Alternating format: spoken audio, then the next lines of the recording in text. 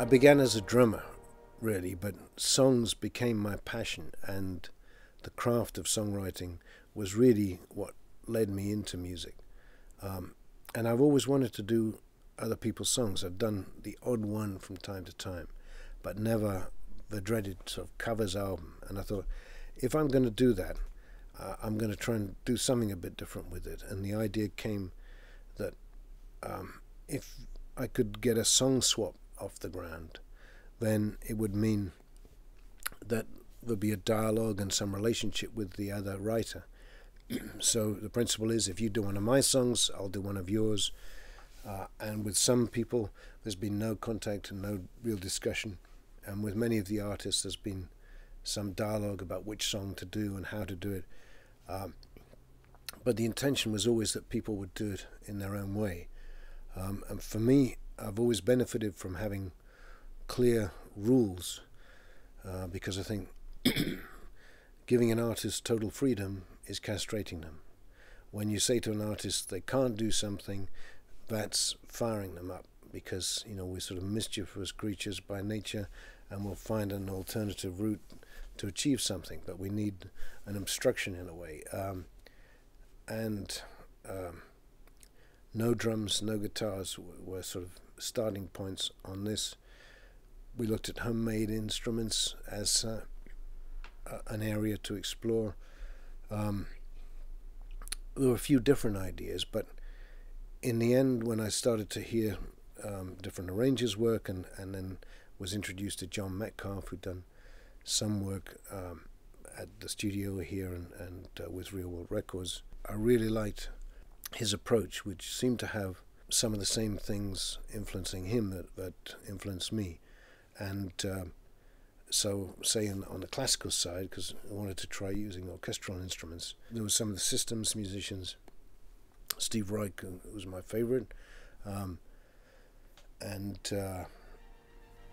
Iver, Pett, Stravinsky. These names were sort of, I think, big on his agenda, as they were for me.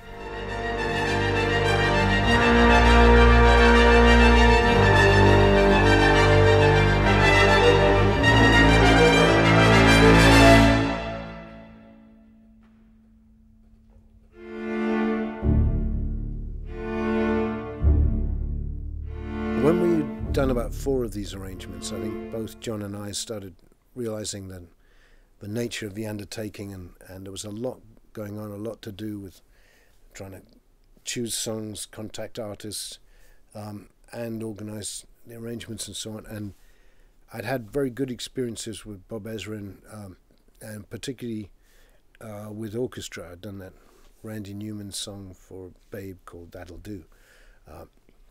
And that reminded me, how good Bob was with orchestral stuff. So I gave him a call and asked him to help, and he was working on other projects, but he'd come in for sort of 3-day periods, and then he came in for all the orchestral recording sessions, and would come in, like a SWAT team full of feedback and making some suggestions here and there, and that was good too. So I think I've been very lucky with all the people I've worked with. Nice. Yay! Which take was that? That was...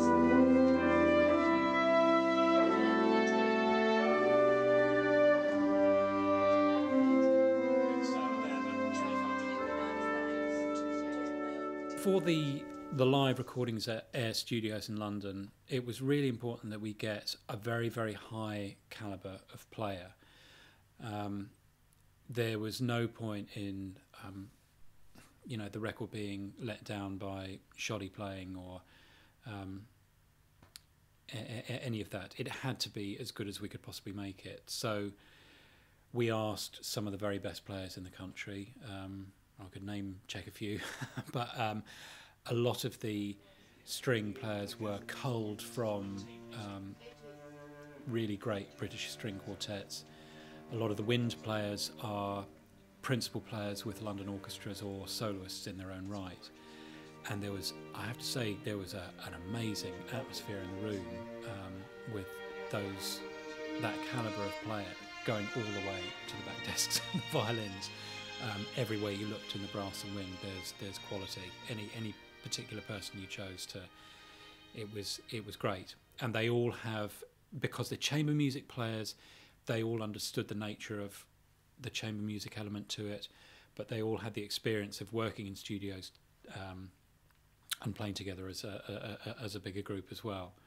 And with some of the more complex writing, we were having usable takes from take one, because they're just incredible readers and interpreters. Everyone, we have one little bit to go. 102.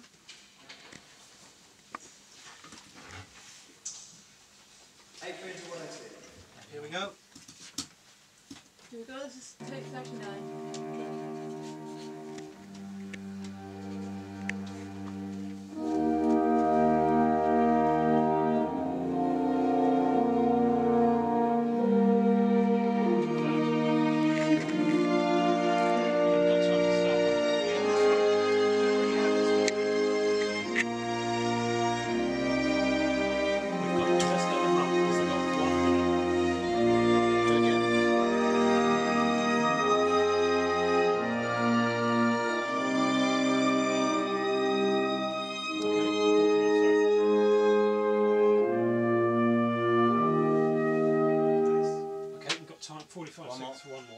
One more of those, please. It was just such a thrill listening, you know, the first time you were in there, hearing that sound coming back at us.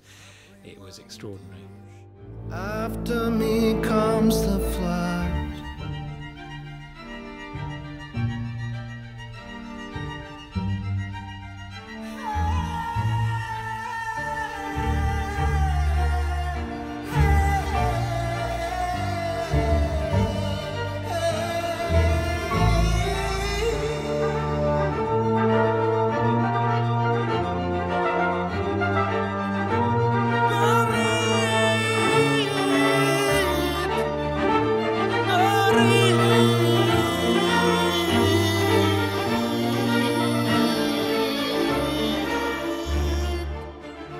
Very soon after the recordings in Air, Lyndhurst, Dickie and John did some mixes which I think carried a lot of the flavour and the feel and the freshness of those sessions.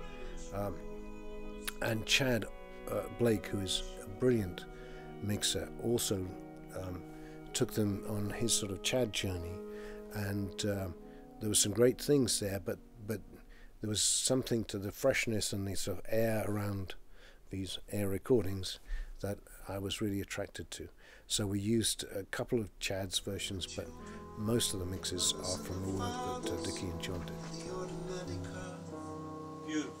These are the days of miracle and wonder. This is the long distance. We want a little bit more here, don't we? The way the camera follows us in slow. Happy. You're okay? The way we look to solve. It's enough in the Because now, right? The way we look to a distant constellation that's dying in the corner of the Just those four sky. bars. Should we keep letting go? Oh, of course. Great. We're not stopping. Just those four It's bars. been a very different process because I haven't had that pressure and stress and responsibility of providing the defining version of a song, because other people have done that very well. So then you're interpreting a song. And in a way, with a well-known song, say a song like Heroes, a lot of people carry that song in their head. So when you're starting to do something, it's almost as if you're working with the negative, or you can work with the negative, because people know what the positive version was, so you can do something quite different with it, and there will be references from what you're doing and references from what they already know of the song. With some of the lesser known songs, obviously that isn't true, but it's been a great process, and some other artists now that I've also wanted to try doing exchanges with have now said they'd like to participate, so I'm sure to do another one. I want to do my own songs next, but after that I think I'll do another project like this. It's been a lot of fun.